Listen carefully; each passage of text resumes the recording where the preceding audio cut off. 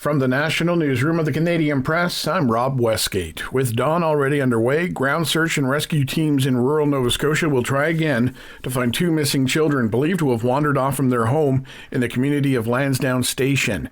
6-year-old Lily Sullivan and 4-year-old Jack Sullivan were last seen around 10 a.m. on Friday morning.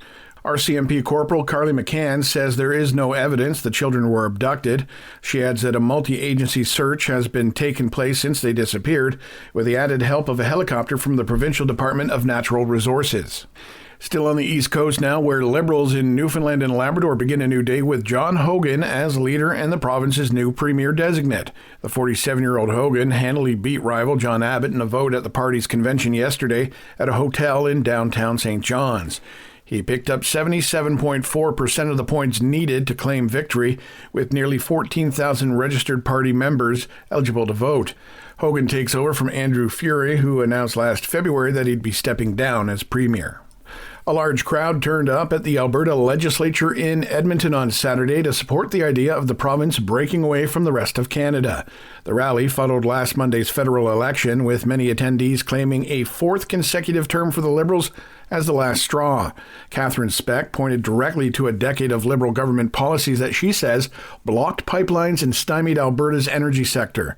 She says as things stand, there is no solution to the province's problems, while it remains part of the Confederation.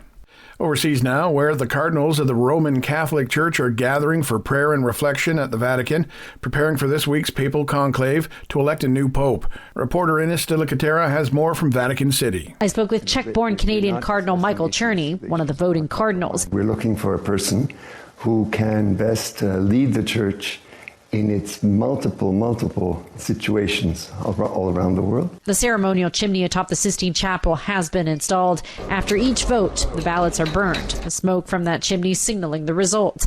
Black smoke, no decision, but white smoke means the cardinals have chosen the next leader of the world's 1.4 billion Catholics. The conclave to elect Pope Francis's successor will begin Wednesday.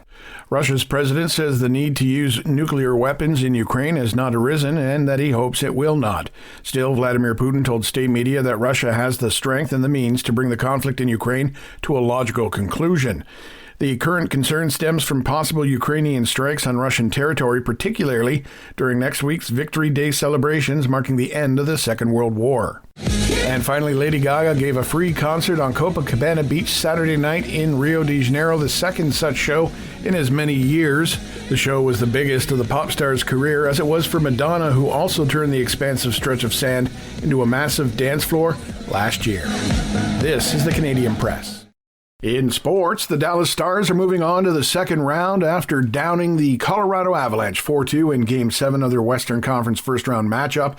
That means there is one more Game 7 to go when the Winnipeg Jets will be looking to make St. Louis sing the postseason blues later this evening.